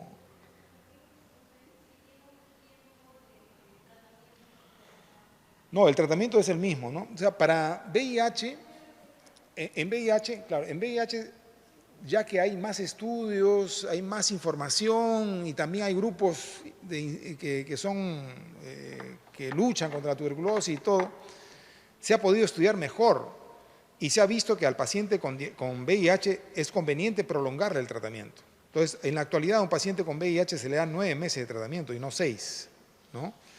Pero en el paciente diabético eso no está a la fecha demostrado que eso sea mejor. Entonces, en la actualidad, un paciente con diabetes o sin diabetes recibe 6 meses de tratamiento. Pero lo que sí yo les digo es que hay que estar vigilantes, ¿no? Si al segundo mes de tratamiento sigue siendo baciloscópico, podría prolongarse la primera fase, ¿no? Y estar siempre preocupado si puede recaer o no, ¿no? Pero el tiempo de tratamiento es el mismo. Bueno, entonces pasamos a VIH, ¿no? La segunda reina en el mundo, a diferencia, ambas en principio son enfermedades de grandes ciudades, ¿no? No sé, pueden haber visto dengue, fiebre amarilla u otras que son más rurales, ¿no? Estas dos son de las ciudades. El VIH, ¿no?, es un virus, ¿no?, que produce una infección de curso crónico, como ustedes saben, años, la persona puede estar infectada o enferma, ¿no? Tiene largo tiempo de latencia clínica, es decir, luego de infectado, y lo vamos a ver después en otro gráfico, pasa mucho tiempo para tener enfermedad, ¿no? Pueden ser varios años, ¿no?, para hacer enfermedad. Y va dañándose progresivamente el sistema inmune, ¿no? Y como consecuencia de ese daño al sistema inmune es que vienen los síntomas de la enfermedad. Entonces, ese es un deterioro. Y luego hay esta última frase que se habla de una inflamación persistente. Y aquí hay otro concepto interesante. En realidad, la vejez, ¿no?, viene a ser un estado de inflamación persistente, ¿no? Y esta inflamación persistente lleva a riesgo de diabetes, arteriosclerosis, ¿no?, de hacer síndrome metabólico, dislipidemias, ¿no? Entonces, vamos a ver que cualquier persona que esté con un proceso de inflamación persistente va a tener más riesgo de todo esto, ¿no? Y es un concepto relativamente de los últimos años en infección por VIH. Siguiente. Entonces, este es el virus. Todos los virus son más o menos parecidos, ¿no?, pero al final no son células, ¿no? Es decir, no hay un núcleo, no hay un cromosoma, ¿no? Digamos, a partir de una salen 2 hijas, ¿no? ¿No? Estas son, sin embargo, son seres vivos, ¿no?, pero tal vez sean más vivos que las células porque utilizan a la célula para reproducirse, ¿no? Entonces, como decir, contratan a otros para poder fabricarse más hijos y no tener el problema de hacer el embarazo, ¿no? Siguiente. Entonces, todas las enfermedades tienen un órgano blanco o una célula blanco, ¿no? Digamos, hepatitis B afecta al hepatocito, ¿no? Micobacterium tuberculoso, ¿no?, afecta a cualquier órgano, tal vez preferentemente el pulmón, por decir, ¿no? El virus herpes, fundamentalmente las células nerviosas, ¿no? Y así, ¿no?, podemos ver que hay una célula o un tejido, el que le gusta, pues, ¿por qué? Porque tienen que tener algún lugar donde reproducirse y es precisamente donde se reproducen, donde dañan, ¿no? Entonces, aquí la célula blanco, ¿no?, para VIH es el linfocito CD4, ¿no?, fundamentalmente, ¿no?, pero también hay otras células T, macrófagas, células de microglía, ¿no?, también que son afectados, ¿no? Antes se consideraba que solo las células T, CD4, pero hay otras que también son responsables del sistema inmune, que también están afectadas, aunque en menor grado, pero igualmente afectadas, ¿no? Sin embargo, a pesar de afectarse todas las células, ¿no?, donde se produce la reproducción del linfocito, ¿no?, es en la célula CD4. Estas son afectadas y las alteran y las afectan y puede haber patología como consecuencia de ella, pero no es tanto que ahí haya reproducción, ¿no? Siguiente. Por lo tanto, sigue siendo la célula diana del linfocito CD4. Ahora, el virus, aquí, este es el virus, ¿no? O sea, el virus supuestamente es toda una bola más grande, ¿no? Y acá tiene su estructura, el GP120, ¿no? Que va a pegarse, ¿no? al linfocito T, ¿no? Pero ya sabemos desde hace mucho tiempo que no es que sea una situación pues mecánica, ¿no? Hay todo un proceso, ¿no? de engranaje, digamos, entre la célula, el microorganismo y la célula huésped o la célula que se va a afectar, ¿no? Entonces tenemos los receptores CD4 que están acá, que son los famosos receptores CD4 que tienen la célula CD4 y por eso que se llaman así, ¿no? Porque hay otras células que tienen receptores CD8 y se le llaman células CD8 y así, ¿no? Entonces el G120 se pega a estos CD4, ¿no? Pero eso no es suficiente, sino se necesita de otros correceptores que están acá abajo para que realmente se dé la verdadera unión y que pase el material genético del virus al linfocito T, ¿no? Entonces, hay algunas personas en el mundo, como decíamos, por eso somos diferentes y así es la vida y salimos premiados de una u otra forma, en que no tienen algunos de estos receptores. Y al no tener estos receptores, son inmunes al VIH, ¿no? Entonces, si no apareciera ninguna vacuna, nada, la humanidad no va a desaparecer, ¿no? Si es que el VIH sería, pues, mortífero, ¿no? Porque las personas que no tienen estos receptores van a sobrevivir y el VIH va a ser una gripe, ¿no? Entonces, claro que a nosotros nos gustaría, bueno, mutaremos todos, no, o sea, todos nos morimos, solo se queda esa persona y a partir de ella surge la humanidad, ¿no? Entonces nos debemos sentir contentos que la humanidad continúe, aunque nosotros no, ¿no? Y así es la vida, ¿no? Entonces, hay personas, inclusive, ¿no? Hay uno que se llama el sobreviviente de Berlín, ¿no? Que fue un paciente que tenía una leucemia y tenía VIH y le hicieron un trasplante de médula ósea, es decir, le suprimieron todo, le quemaron toda su médula, no tenía un solo linfocito circulando, ¿no? Y le colocaron linfocitos, ¿no? CD4 que no tenían este receptor, ¿no? Entonces, le colocaron esos linfocitos y seguramente el VIH se quedó en alguna parte del cuerpo, ¿no?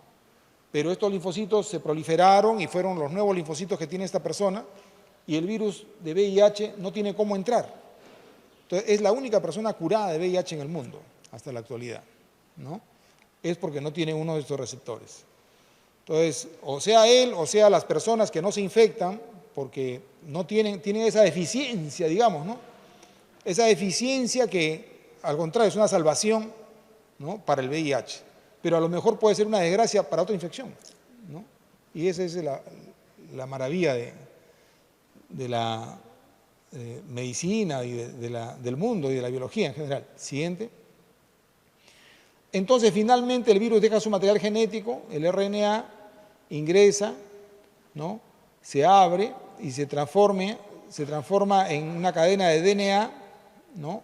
Hay una enzima, la transcriptasa reversa, que transforma el RNA en DNA, después el DNA se integra al DNA del linfocito y después se forma el RNA mensajero y con algunas estructuras proteínicas nuevamente forma el virus y salen los virus, ¿no? Y es así, entra uno y salen 10.000, ¿no? Y esa es la forma, nuevamente, no es una célula, es un ser vivo que utiliza una célula para poder reproducirse y salen miles de ellos, ¿no? Siguiente. Entonces, ¿por qué se produce la enfermedad? ¿No? La enfermedad es porque se mueren los CD4, o sea, esas células donde se reproducen se mueren, ¿no? Entonces, por diferentes razones, ¿no? Por una infección directa, ¿no? Por falta de citoquinas en su diferenciación, porque estas células tienden a por alguna razón, a juntarse con otras células y forman como mallas. Y al formarse mallas, el propio sistema inmune las engloba y las destruye, ¿no? Porque deberían estar sueltas, ¿no? O porque simplemente adquieren, su tiempo de vida media es menor y se mueren, ¿no? Entonces, la patogénesis del virus del VIH hace que, si bien es cierto, se reproducen en los linfocitos, pero a su vez se mueren esos linfocitos, ¿no? Entonces, tenemos como consecuencia de eso el siguiente: una disminución progresiva de los linfocitos a lo largo del tiempo, ¿no? Pero esta disminución de los linfocitos también es algo interesante, porque es que se van o sea, en nuestro ganglio linfático se van produciendo linfocitos, ¿no? Pero se van muriendo, ¿no? Pero entonces es como si nosotros sangráramos. Si sangramos, ¿no?, nuestra médula ósea se activa y produce más glóbulos rojos, ¿no? Entonces la mujer, por decir, por su menstruación está perdiendo, pero su médula ósea está activa y produce. Y se compensa y se mantiene, digamos, en 10, 11 de hemoglobina, ¿no? Y ese es un fenómeno que dura, pues, 30 años, por decir, ¿no? Entonces, o sea, siempre está perdiendo, pero siempre está recuperando, ¿no? Entonces, aquí también, o sea, se están destruyendo los linfocitos, pero el sistema inmune produce linfocitos. Entonces, en ese plan se mantiene cierto equilibrio, pero que al final es un equilibrio en negativa, ¿no? Y se va poco a poco descendiendo el sistema inmune, como que se va agotando la producción compensatoria, ¿no? Pero en algunas personas esa compensación puede durar largos años, ¿no? ¿Cuántos años? 10 años, ¿no? Miren, uno está como está infectado, pues están destruyéndose, pero se están nuevamente recuperando. Bueno, al final tiende a llegar a un momento dado en que se tienen menos de 200 células CD4 y se entra el estadio SIDA, ¿no? Y se producen todas las infecciones oportunistas. Pero hay síntomas clínicos que pueden haber antes de llegar a SIDA, ¿no? Esos síntomas clínicos, lo primero es la infección aguda. Hoy día, casualmente, acabamos de diagnosticar un paciente con infección aguda y no son infrecuentes, ¿no? El paciente tiene casi 40 años, ha cambiado una pareja hace 2 meses, ¿no? Y de pronto comienza a hacer fiebre de 1 mes de evolución y en los últimos 4 días comienza a tener síntomas de encefalitis, habla incoherencias, ¿no? Y se hospitaliza. Y todas sus pruebas son negativas y ya pensaron de esto en otro hospital y le pidieron un ELISA y le salió negativo, ¿no? Y bueno, nosotros insistimos en que nos parece un VIH porque otras cosas hemos descartado y se le ha pedido uno nuevo y ha salido positivo, ¿no? ¿Y esto por qué? Por esta razón de acá, ¿no? O sea, la infección viral ocurre, gran cantidad de virus en el cuerpo, ¿no? Y después baja y después permanece una cantidad mediana o baja hasta el estadio final en que también se incrementa.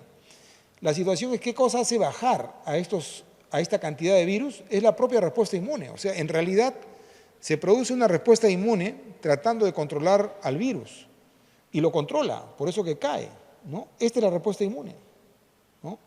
Que se produce y la controla, ¿no? No la desaparece, por lo tanto el sistema linfocitario va cayendo y se llega a enfermedad, pero de todas maneras está controlado por el sistema inmune. Y este sistema inmune es el que lo utilizamos para hacer el diagnóstico. ¿Cómo? Dosando el nivel de anticuerpos que se producen, ¿no? Pero necesitamos un nivel de anticuerpos suficiente para que la prueba de ELISA salga positivo. Es decir, en estadios muy tempranos de la infección, ¿no?, hay tan poco anticuerpo que le hago la prueba de ELISA y va a salir negativa, porque no puede detectar anticuerpos, ¿no? Entonces requiero de un tiempo, y a esto le llaman periodo de ventana, para que la prueba de ELISA salga positiva, ¿no? Entonces, justo las infecciones agudas son precisamente estas infecciones en las cuales tiene sintomatología de infección aguda, pero su prueba, si yo lo veo desde el principio, sale negativa, y 2 o 3 semanas después la tengo positiva. Es diagnóstico de una infección retroviral aguda, ¿no? O es una persona que ya me llega y yo le diagnostico porque tiene el ELISA positivo, ¿no?, con una sintomatología aguda, ¿no?, pero que antes no tuvo nada, nunca bajó de peso, estaba perfectamente bien, tiene una enfermedad relativamente de semanas o días y que tengo un ELISA positivo, ¿no? Muy bien, esa es la infección aguda. Después hay una demencia asociada a VIH, y demencia no significa que sea pues un psicótico, ¿no? Es una persona que pierde sus funciones cerebrales superiores, se olvida un poco más, ¿no? Es más lento, ¿no? Normalmente porque es un virus que ingresa al sistema nervioso central. Y otra manifestación que es interesante siempre recordar es el herpes zóster. Habíamos hablado que de niños nos da una varicela, ¿no? A los 5 años, y después cuando llegamos a los 80 años nos da un herpes zóster. Pero ¿qué cosa pasa si nos da un herpes zóster a los 25, ¿no? O a los 30? En realidad no nos debería dar, porque el sistema inmune de una persona de 25 años es bastante buena. Entonces, si tenemos un herpes zóster en una persona de 25 o 30 años, hay que pensar que puede ser una inmunosupresión y hay que hacerle una prueba de ELISA. No quiere decir que tenga VIH de todas maneras esa persona, puede que sea otra causa, ¿no? Pero hay que hacerle una prueba de ELISA porque es muy probable de que sea una de las razones, o el VIH es una de las razones importantes que ocasionan eso. Entonces las personas ocurren que a veces nos llegan con estadios avanzados de enfermedad de VIH y uno le ve en su cuerpo y tiene las heridas o las cicatrices de haber tenido un herpes zóster. Y le pregunta, ¿hace cuánto tiempo tuvo el herpes zóster? Ah, hace 1 año, hace 2 años, hace 8 meses. Entonces estoy tratándolo o diagnosticándolo 8 meses después, en que su sistema inmune está peor. Si lo hubiera diagnosticado antes, su pronóstico hubiera sido muchísimo mejor, ¿no? Entonces, para ustedes supuestamente eso no ocurrirá. Siguiente. Bueno, es más o menos lo que hemos hablado anteriormente, ¿no? Siguiente. Y esto es un poco el periodo de ventana que le decía. Miren, antes, el periodo de ventana va a depender de la prueba que utilicemos, ¿no? Si tenemos una prueba que detecta anticuerpos, digamos, en pequeña cantidad, será mejor que una que detecte más cantidad, ¿no? Entonces, la prueba de ELISA, ¿no? Miren cómo ha variado, ¿no? Estas son las pruebas de primera generación. Diagnosticaba a una persona 50 días después de que fue infectada, ¿no? Entonces, era bastante tarde por decir, ¿no? Entonces, esta persona tenía VIH, pero su prueba acá le salía negativa durante 1 mes y medio casi. Entonces, si esta persona iba a donar sangre, su prueba le salía negativa y sí tenía VIH, ¿no? Y había infección a través de la sangre, ¿no? Pero después, ¿cómo han ido mejorando estas pruebas? ¿No? Ya 40 días, tercera generación, 20 días, cuarta generación, 10 días, ahora estamos casi hasta por 7 días, ¿no? Con estas pruebas que detectan ácidos nucleicos, ¿no? Pero en general, esta prueba de cuarta generación, miren, está más o menos a los 15 días, 17 días, ya nos dice. Este paciente casualmente ahorita ha tenido una prueba de cuarta generación positiva, ¿no? Entonces, los periodos de ventana ahora son más pequeños, ¿no? En relación al tipo de prueba que usamos, ¿no? En general, los bancos de sangre tienen que utilizar estas pruebas porque así se disminuye más el riesgo de infección a través de la sangre, ¿no? Siguiente. Y esta es la infección primaria que les digo, ¿no? Que se presenta muy temprano, donde a veces el ELISA sale positivo, sale negativo, días después sale positivo, y los síntomas son fiebre en el 80% de casos. Nuestro paciente tenía 4 semanas de fiebre, ¿no? Erupción cutánea, cuando lo hemos visto ahora, no tenía erupción cutánea, pero como ya pues uno tiene alguna experiencia, de todas maneras, y uno le pregunta, ¿y se puso rojo en las semanas pasadas? ¿Le salió un rash o que pareció que se intoxicó? Dice, sí, me salieron unos puntitos rojos como si fuese un salpullido. Ah, ok, ¿no? Y miren, en el 51% lo tienen, ¿no? Bueno, no tenía el resto.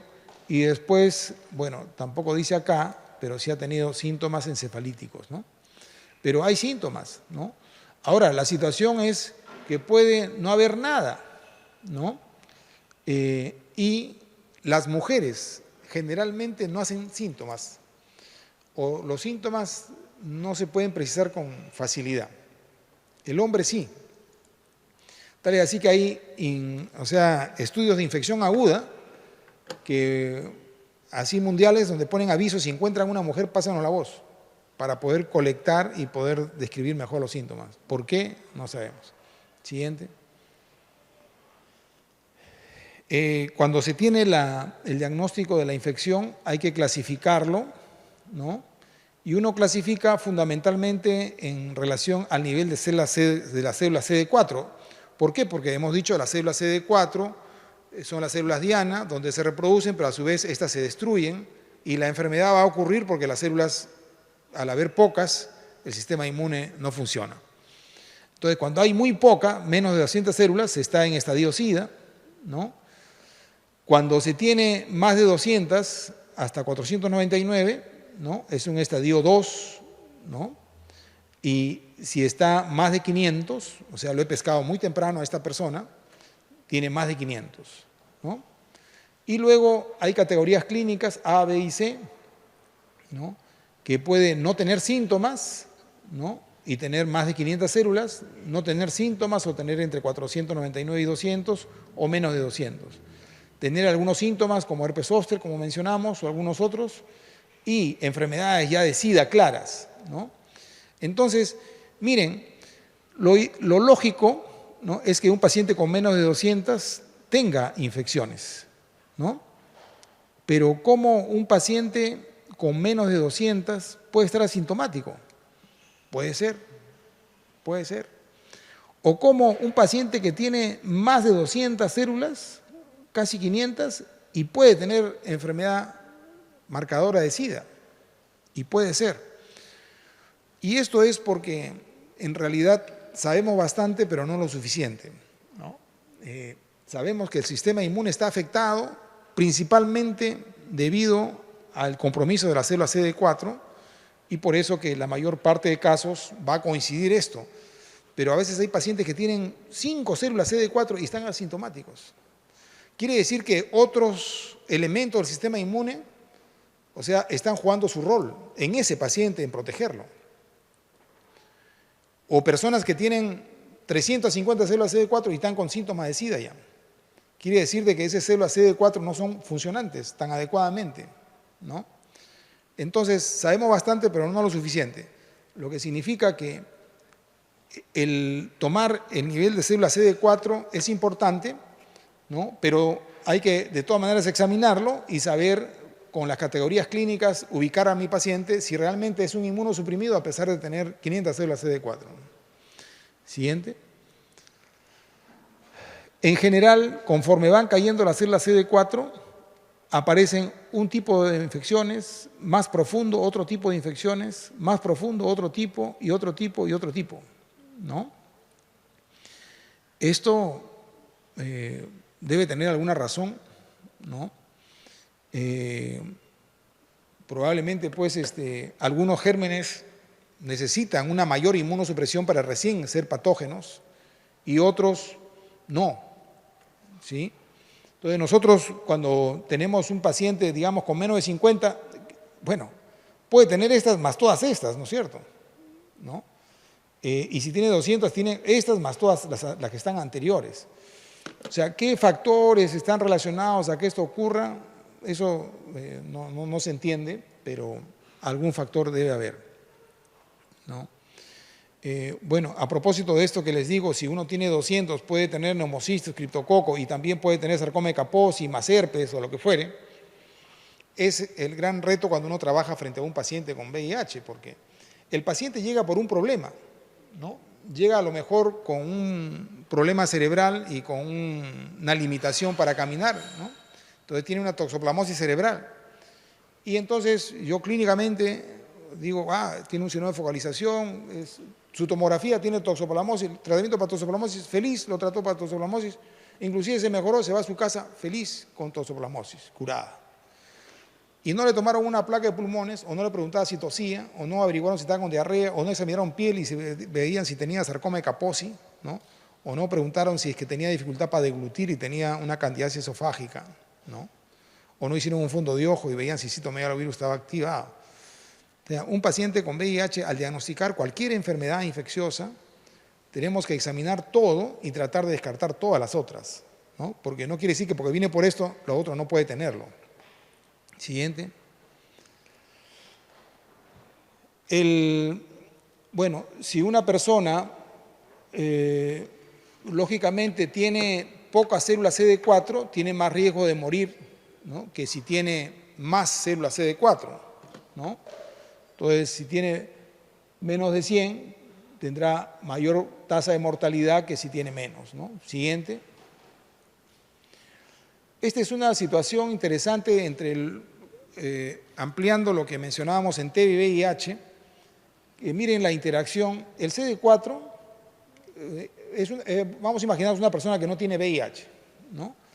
El CD4 es el que, ¿se acuerdan? Era el linfocito que llegaba para formar la cavidad, o sea, para la respuesta de hipersensibilidad tipo 4. O sea, el CD4 produce interferón gamma, activa a los macrófagos, el macrófago va a buscar comerse al linfocito, al Mycobacterium tuberculoso, y el macrófago dice, gracias y quiero más ayuda. Entonces manda TNF, interleuquina 1 al CD4 para que el CD4 produzca más interferón y más macrófagos vayan a pelear y así, esa es la comunicación que existe cuando una persona tiene TB, ¿no? Pero ¿qué pasa si tiene VIH? Ahora, el VIH está integrado en el DNA de la célula CD4. Entonces, cuando éste le dice gracias y dame más interferón, ¿qué hace? Es activar al CD4. Y al activar al CD4 no solo va a producir más interferón, sino que va a producir más VIH, ¿no? Entonces, si la persona tiene TB y VIH, es una asociación mortífera, ¿no?, malvada, porque la tuberculosis va a hacer que se produzca más VIH. Entonces se va a una mayor inmunosupresión. Y si se va a mayor inmunosupresión, la TB progresa mucho más, ¿no? Ok, siguiente. Bueno, esta es la TB en relación al VIH. No importa si se tiene muchas células CD4 o pocas células CD4, ¿no? Acá se tiene más de 400 células CD4, acá menos de 200. En cualquiera de las circunstancias, si se tiene TB, su pronóstico de vida es mucho peor, ¿no?, en cualquiera de los dibujos, ¿no? Por lo tanto, el diagnosticar TB tempranamente en un paciente con VIH es ayudarlo mucho en su recuperación, ¿no?, o a lo mejor salvarle la vida. Siguiente. Por la asociación que hemos mencionado anteriormente, fisiopatológica, de la interacción de interleuquina 1 y TNF que están estimulando al CD4. Ya hemos visto estos pasos que existen, pero estos pasos están relacionados a la terapia antirretroviral, ¿no? Así tenemos inhibidores de fusión, inhibidores de tranquilizasa reversa, los inhibidores de la integración, los inhibidores de proteasa. Siguiente. Y esta es la lista, ¿no?, de todos los gérmenes, inhibidores de tranquilizasa reversa, inhibidores de proteasa, inhibidores de fusión, inhibidores de integrasa, antagonistas CCR5. Este era ese correceptor que hablábamos, ¿no?, en que ahora se está buscando atacar al correceptor también, ¿no? Siguiente. Entonces se elaboran esquemas que van a actuar sobre estos diferentes blancos, ¿no?, para controlar la infección por VIH. Siguiente. Y finalmente lo que se tiene es que esta era la letalidad, los fallecidos por VIH, ¿no?, y este es el inicio de tratamiento antirretroviral en el Perú, ¿no? Conforme se dio tratamiento antirretroviral, la letalidad en un momento aumentó y después cayó tremendamente, ¿no? O sea, en realidad, ahora tenemos pacientes que acuden a consulta externa y que lo vemos muy rápidamente, ¿no? A diferencia de cualquier paciente que llega por consulta externa, el paciente es un paciente sano que pide que lo vean rápido porque se va a trabajar. En cambio, por cualquier otra enfermedad, el paciente ha pedido permiso ese día porque está mal y no interesa irse a su trabajo, sino va a regresar a su casa, y es un paciente, ¿no? En cambio, estos pacientes son impacientes por el hecho de que en realidad acuden a un control sin tener molestias. Siguiente. Bueno, el tratamiento antirretroviral igual, cuando es bueno, miren su eficacia. Esto es un esquema cuando habían sin tratamiento y cuando había monoterapia, ¿no? Siguiente es del Hospital Almenara. Este es otro fenómeno fisiopatológico interesante que se da en el VIH, que es el síndrome de reconstitución inmune, síndrome inflamatorio de reconstitución inmune. Esto en realidad no solo se da en VIH, se da en la propia tuberculosis sola, o se da en lepra, en leptospira, ¿no? La situación es la siguiente. Nuevamente, la enfermedad infecciosa es la interacción entre el agente infeccioso y la respuesta inmune, ¿no? Siempre están. Acá es un huésped debilitado en quien tiene el agente infeccioso en cantidad, ¿no? Puesto que no hay quien lo limite, ¿no? Es un huésped debilitado. Y la respuesta inmune pues es una crucecita, es bien pobre. O sea, los gérmenes se ríen de esa respuesta inmune y están ahí. Y esta persona, paradójicamente, tiene muy pocos síntomas o no tiene síntomas. ¿Por qué? Los síntomas en general son producto de la lucha. Los síntomas es la inflamación como consecuencia de esta invasión de ese germen y una respuesta inmune que le pelea. Entonces, esta persona está aparentemente oligosintomática o asintomática. Entonces, luego damos una intervención terapéutica, en este caso es la terapia antirretroviral. Y si le damos la terapia antirretroviral, su sistema inmune lo hemos recuperado. Y ahora, ¿qué pasa? Este sistema inmune va a pelear contra ese antígeno que estaba ahí pasando desapercibido. ¿Y qué cosa se va a producir? Una respuesta inflamatoria intensa. A esto se llama síndrome inflamatorio de reconstrucción inmune, o también le llamamos IRIS, ¿no? Que es un estado de empeoramiento del paciente, ¿no? Si no tenía síntomas y ahora tiene síntomas, quiere decir que está peor, ¿no? Paradójicamente, sin embargo, el tratamiento está siendo efectivo porque queremos recuperar la inmunidad, ¿no? Siguiente. Este síndrome de reconstrucción inmune se va a presentar con más frecuencia, ¿no? Cuando se tiene menos células CD4, porque si se tiene menos células CD4 está más inmunocomprometido, entonces no pelea su sistema inmune. Si tiene más células, sí está peleando, entonces, de hecho que si está peleando, yo voy a diagnosticar esa otra enfermedad, ¿no? No se me va a presentar como una reconstrucción inmune después de un tratamiento. Siguiente. Entonces, este síndrome de reconstrucción inmune, ¿no? Se da o se conoce como otro nombre, como síndrome paradojal, ¿no? Bueno, acá hay, ok, bueno, le hemos quitado el otro, pero acá, digamos, si un paciente tiene TB y VIH, ¿no? Y le doy tratamiento solo con tratamiento TB, ¿no? Tiene TB y VIH, le doy su tratamiento TB, presentan este síndrome un 7% de los casos, ¿no? ¿Está bien? O sea, es un paciente al cual tiene VIH y yo le logro diagnosticar la TB. Entonces, le doy tratamiento para la TB y en el transcurso de los días aparentemente se empeora, ¿no? Eso pasa en un 7% de los casos. Y en las TBs en general pasa más o menos en un 3 a 5% de los casos. Un paciente que tiene tos, ¿no? Le doy y un infiltrado discreto, ¿no? Le damos tratamiento para tuberculosis y en el transcurso de los días tuvo hambre, la fiebre cayó y de pronto tiene dificultad respiratoria y le tomamos una placa y tiene un infiltrado mayor, ¿no? En realidad la inflamación empeoró y es porque el sistema inmune está peleando más. A eso se llama respuesta paradojal. Bueno, y si aparte de eso yo le doy tratamiento antirretroviral que mejoro más el sistema inmune, ¿no?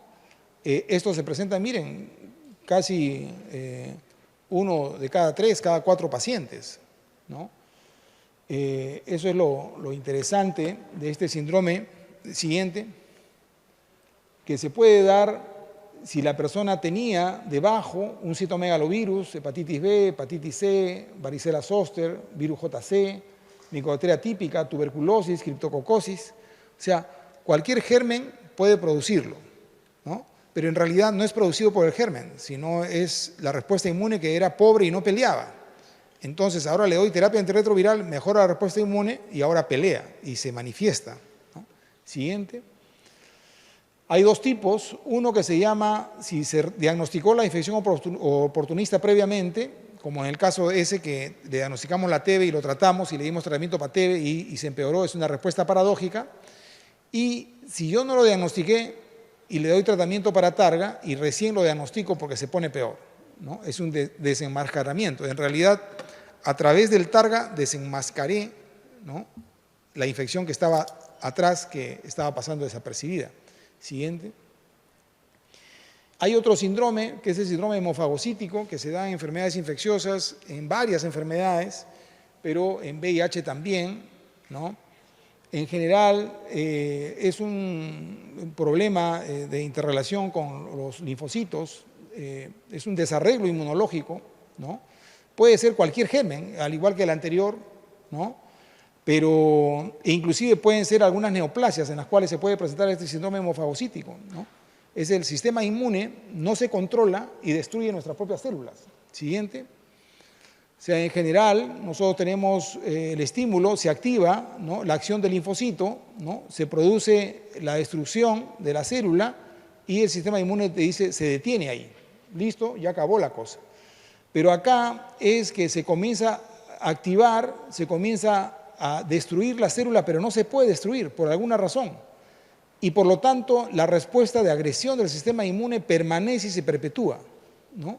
Y finalmente, siguiente, se produce una tormenta inmunológica. O sea, todo el sistema inmune comienza a producir interleuquinas de una manera exagerada y la persona comienza a sus macrófagos, fundamentalmente por eso es hemofagocítico, comienzan a englobar las células blancas y rojas en el res, en médula ósea, y la persona por eso puede fallecer. Entonces, nuestra acción en estos casos es tanto matar al germen, ¿no?, y controlar esta respuesta inmune de una manera agresiva, ¿no?, sea a través de corticoides o terapia inmunomoduladora, ¿no? Y esto se da en el paciente con VIH. Uno puede decir que el paciente con VIH es un paciente que su sistema inmune está muerto, pero no es tanto así. Lo que está muerto son sus defensas por células CD4, pero todo el otro sistema está sumamente alto, está sumamente activo, ¿no? O sea, su sistema humoral está pero súper excitado, ¿no? Entonces, esta condición frente a determinados gérmenes hace que a veces se produzca este síndrome hemofagocítico, que no alcanza a destruir al germen, pero se perpetúa la agresión del sistema inmune que al final a la persona la destruye, ¿no? Siguiente. Bueno, esto es en relación a la transmisión de la infección por VIH, ¿no? Vemos que siempre la transmisión sanguínea es la más intensa, el mayor riesgo, ¿no? Luego, la de madre-niño, un 22%, ¿no? Compartir agujas, un 0,63%, y la sexual, en general, ¿no?, es 1%, miren, ¿no? Es menor que madre-niño o menor que transfusión sanguínea, ¿no? ¿Sí? Por ahí el compartir agujas endovenosas es un poco mayor, ¿no? Pero ¿por qué en la vida sexual se transmite tanto, ¿no? Bueno, supongo que han tenido otra clase, no sé, pero se transmite fundamentalmente porque hay una enfermedad de transmisión sexual de por medio. O sea, si la persona tiene una sífilis más VIH, transmite más. Si tiene solo VIH y no tiene sífilis, es torpe en transmitirse el VIH. Entonces, por eso de que el exponerse a tener sexo con una persona que es trabajadora sexual, que probablemente tenga otra CTS, y si tiene además VIH, va a pasar con más facilidad. Siguiente. Bueno, en la infección aguda es que más se transmite. Pongamos nuestro paciente que acabamos de diagnosticar, si él tuviera sexo, tendría más riesgo de transmitir que cualquier otro. Siguiente. Esto era un poco lo que hemos dicho ahorita. La presencia de una ITS facilita la transmisión del VIH. Siguiente. La transfusión sanguínea, ¿no?, es importante, ¿no? Siguiente. Pero tal vez ver un poquito la transmisión vertical, que es la transmisión de madre a niño, ¿no? En general decía anteriormente 22.7, pero entre 18 y 30%, ¿no? Entonces, si la mamá está gestando, el riesgo de transmitir a la criatura es de 1 de 3, 1 de 4, por decir, embarazos, ¿no? El riesgo mayor es en el momento del parto. Siguiente. Pero bueno, miren, esta que era entre 18 y 30%, en Estados Unidos era el 24.5% en promedio, ha ido cayendo y en la actualidad es el 1.5%. Cifras semejantes a la de nuestro país en la actualidad. En la actualidad, si hay mujeres que están embarazadas con infección con VIH y dice, doctor, quiero tener mi hijo, ¿no? Y en realidad, bueno, si le decimos que no, igual lo van a hacer, ¿no? Lo que tenemos que es igual como médicos es aconsejar sobre riesgos, formas de cuidarse, ¿no? Y en la actualidad es hablarle en función de los riesgos, y este es su riesgo, ¿no? Antes le hablábamos de este otro riesgo, ¿no? Y en realidad era un riesgo tan alto que uno desaconsejaba el embarazo, ¿no? Pero en la actualidad tenemos gestantes que planifican su embarazo, toman una terapia antirretroviral regular, ¿no? Por lo menos 2 años, ¿no? Él y su pareja en controles repetidos son adherentes y que uno podría decirles, bueno, puedes embarazar. Y tenemos niños de estas condiciones que han nacido y son negativos para el VIH, ¿no? Entonces, es una de las maravillas de la terapia antirretroviral, que no solo actúa sobre la persona, sino también sobre la posibilidad, ¿no?, de que inclusive puedan embarazarse, ¿no? Siguiente. Bueno, no tanto acá, solo referirles que el tejido linfoide asociado al intestino contiene el 40% del total de linfocitos. Nosotros siempre hablamos de que el sistema inmune es la médula ósea, el vaso, el hígado, nuestros ganglios, y nos olvidamos que el intestino es uno de los que tiene la mayor cantidad de sistema linfoide, tejido linfoide en el organismo, ¿no? Y que lamentablemente cuando hay infección por VIH, este sistema linfoide es afectado. Es por eso que generalmente un paciente con VIH casi nunca regulariza su tránsito de manera regular, ¿no?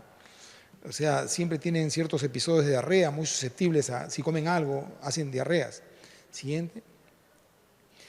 En la actualidad, bueno, tenemos muchas otras enfermedades que han aparecido en el VIH. Y es por esto, ¿no? Habíamos hablado un poco del estado de inflamación crónica persistente que es igual a la vejez, ¿no? Al principio. Y esto es que el tener un sistema linfoide disminuido en el intestino, ¿no?, hace que los gérmenes que tenemos en el intestino se trasloquen y pasen a sangre, ¿no? Y al pasar generan un estímulo inflamatorio. Entonces, nuestros sistemas de defensa actúan para controlar a ese germen. Entonces, una persona con VIH tiene más esa condición, o sea, un estímulo inflamatorio persistente, que está a consecuencia que perdieron sistema linfoide del intestino y ahora hacen más translocación bacteriana. Y ese estado de inflamación crónica persistente lo lleva a mayor envejecimiento, si se puede decir, de arteriosclerosis. Es por eso lo importante de diagnosticar a un paciente con VIH lo más temprano posible, para tratarlo lo más temprano posible y que no se dañe su sistema inmune, fundamentalmente en el intestino. Porque de esa manera estamos evitando que se destruya ese sistema linfoide y la persona es recuperada de íntegro, ¿no? O sea, mientras más temprano empezamos el tratamiento antirretroviral es mejor. Anteriormente se decía, cuando tenga debajo de 200 células CD4 empezar el tratamiento antirretroviral. Después se decía, cuando tenga 350 células CD4 para abajo, empezar terapia antirretroviral. En la actualidad se dice, apenas se diagnostica un paciente con VIH, se debe empezar el tratamiento antirretroviral sin importar el nivel de células CD4. Y es lo que estamos cuidando, es su sistema linfoide, para evitar que entre en un estado inflamatorio persistente que lo lleve a consecuencias de enfermedades que no estaban relacionadas a SIDA, pero que ahora las tienen: enfermedad crónica, hepática, enfermedad cardiovascular, enfermedad renal crónica, neoplasias que no estaban asociados a VIH, ¿no?, que igualmente debemos de evitar. Siguiente. Esto es lo que se habla, ¿no? En la actualidad se considera que una persona con VIH es de tercera edad cuando tiene más de 50, ¿no? En personas no VIH cuando tienen más de 60.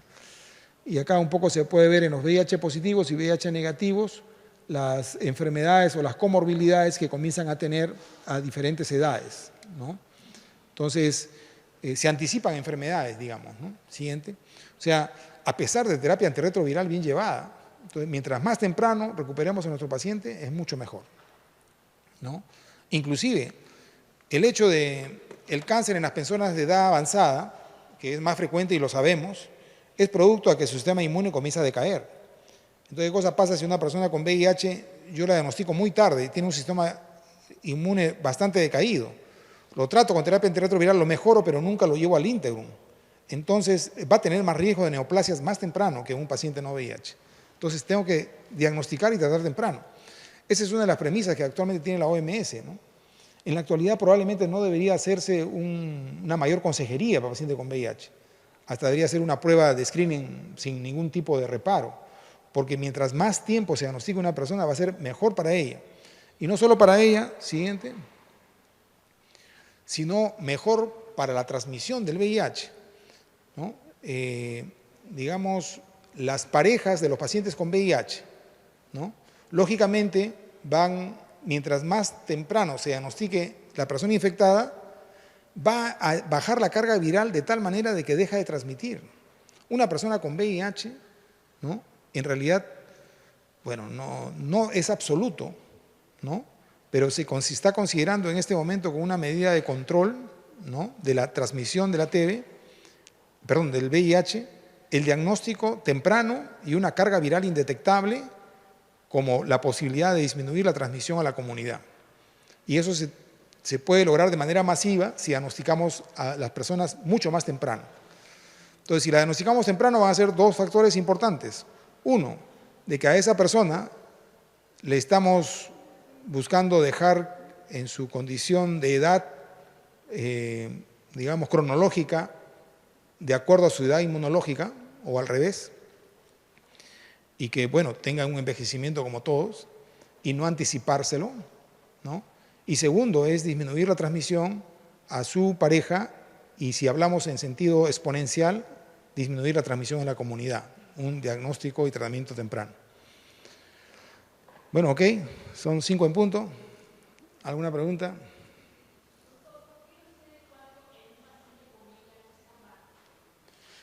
Bueno, habíamos mencionado que el virus ingresa a la célula CD4 y esta célula CD4 comienza a morirse, ¿no?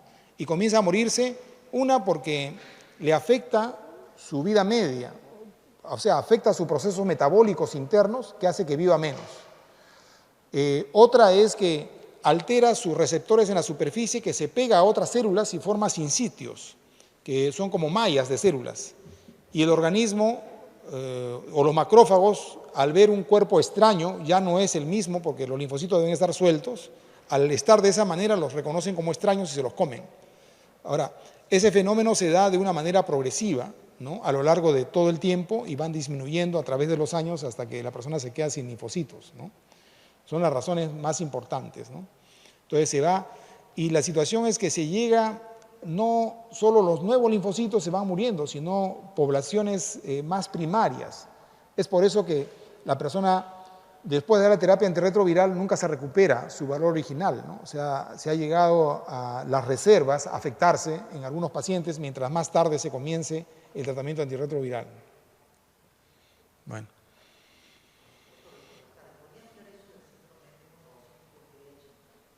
Sí, bueno, nuevamente pueden ser diferentes los factores. Bueno, el síndrome hemofagocítico en principio no se descubrió en pacientes con VIH, ¿no? En general, son pacientes que, teniendo una enfermedad infecciosa, por alguna razón, ¿no?, el sistema inmune comienza a pelear y es más intenso pero inefectivo, ¿no? Entonces la persona comienza a desarrollar usualmente hepatomegalia, esplenomegalia y trastornos de coagulación asociados a un síndrome febril, ¿no? Y en estas personas lo que comenzaron a notar es que tenían gran cantidad de citoquinas, ¿no?, fundamentalmente interleuquina 6 en el cuerpo, ¿no? Están súper inflamados, digamos, que eso es semejante a una respuesta inmune activa, pero que no logran, por alguna razón, limpiar a los gérmenes que están despertando esa respuesta. Entonces, digamos, la situación es diagnosticar a ese síndrome, porque si uno lo diagnostica en algún momento, o sea, eso si no lo diagnostica, la persona termina como suicidándose, ¿no? Entonces, si uno lo diagnostica, uno tiene que tratar a ese germen, ¿no?, que está estimulando este sistema y tratar al estado inflamatorio de la persona, ¿no? A este estado inflamatorio se le trata con corticoides en altas dosis, o sea, con pulsos de corticoides, o con algunas sustancias ahora inmunomoduladoras como Rituximab. En realidad nosotros no la usamos, en nuestro hospital no la tenemos, pero se aconseja utilizar. Y aún así tienen una elevada tasa de letalidad, ¿no? Entonces la situación es en qué momento nos damos cuenta de ello, o sea, qué personas presentan esto, es difícil. Ahora, da la impresión que en los pacientes con VIH esto es más frecuente, y es más frecuente porque uno, tienen más gérmenes que pueden aparecer, y dos, es que tienen un sistema humoral más activado desde que ocurrió la infección, porque al bajar el linfocito CD4 surge como compensatorio un sistema humoral más activado, más excitado, y frente a un germen que comienza a comandar esto, se descontrola. Entonces, uno a veces podría decir o estar confundido, ¿no? Esto es por decir, una TB diseminada, o es una TB más un síndrome hemofagocítico, ¿no? Entonces, clínicamente nos resulta difícil, ¿no? Hay varios otros parámetros que se agregan. Parece que es la ferritina, son como 4 parámetros más que en este momento no los puedo agregar. Son hepatoesplenomegalia, FRE persistente, DHL me parece también incrementado. Son como 5 parámetros en el cual si uno cumple los 5 parámetros, uno dice ya. ¿Por qué? Porque miren, o sea, vamos a inmunosuprimirlo, ¿no? Que si no tiene eso y estamos manejando la infección, por gusto le vamos a inmunosuprimir, más bien podemos hacerle daño. O sea, la decisión de utilizar esta inmunosupresión es si cumple esos criterios de hemofagocito, tenemos que meternos ya prácticamente jugándonos al todo por el todo, ¿no? Pero si no controlamos ese hemofagocítico, o sea, definitivamente el pronóstico es de muerte, ¿no? Y cada vez lo reconocemos más, ¿no? En realidad, antes casi siempre lo reconocíamos como una enfermedad diseminada, ¿no?, y que a lo mejor está haciendo un shock séptico finalmente, pero no, es un síndrome hemofagocítico. O sea, hay que tener, perdón, el otro criterio es biopsia de médula ósea y presencia de hemofagocitosis en más de un 20%, ¿no? O sea, DHL y ferritina, ¿no?, al margen de hepatoesplenomegalia.